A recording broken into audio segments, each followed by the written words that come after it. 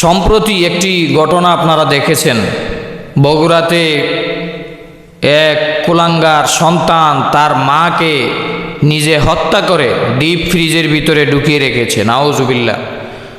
বিশ্বনবীজি সাল্লাল্লাহু আলাইহি ওয়াসাল্লাম, মুসলিম শরীফের হাদিসের ভিতরে এসেছে, নবীজি সাল্লাল্লাহু আলাইহি ওয়াসাল্লাম বলেছেন, শেষ জামানায় এমন একটা সময় আসবে, এমন একটা মুহূর্ত আসবে, যেই সময় মানুষ নিজের আপনজনকে এমনকি নিজে এত খারাপ হবে, এত নিকৃষ্ট হবে যে মানুষকে খুন করবে, কিন্তু কী কারণে তাকে হত্যা করতেছে, খুন করতেছে, এটা সে বলবে যে আমি জানি না কী কারণে আমি খুন করতেছি, আমি হত্যা করতেছি।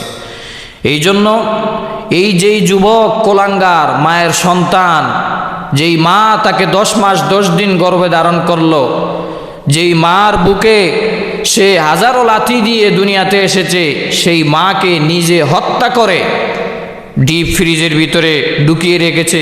এতেই বোঝা যায় আমাদের ভবিষ্যৎ প্রজন্ম কেমন হইতেছে, কত খারাপ ভবিষ্যৎ প্রজন্ম হইতেছে।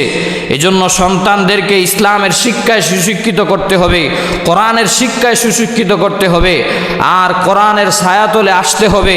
তাহলেই একমাত্র এই সমস্ত খুন, রাহাজানি, বেবিচার, জিনা, বেবিচার, হত্যা, লুটপাট, চিন্তাই, এই সমস্ত কাজ থেকে আমাদেরকে বাঁচার জন্য আমাদের জ্ঞানই যথেষ্ট।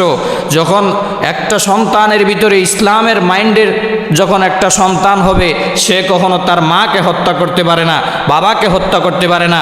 এই জন্য পরিষ্কার ভাষায় বলে দিতে চাই, যেই বগুড়ার যেই কুলাঙ্গার সন্তান তার নিজের মাকে, গর্ভধারণী মাকে হত্যা করেছে, এই জন্য রাষ্ট্রীয় সহ প্রশাসন সহ যারা তাকে অ্যারেস্ট করেছেন, সর্বোচ্চ শাস্তি তাকে দেওয়ার চেষ্টা করুন।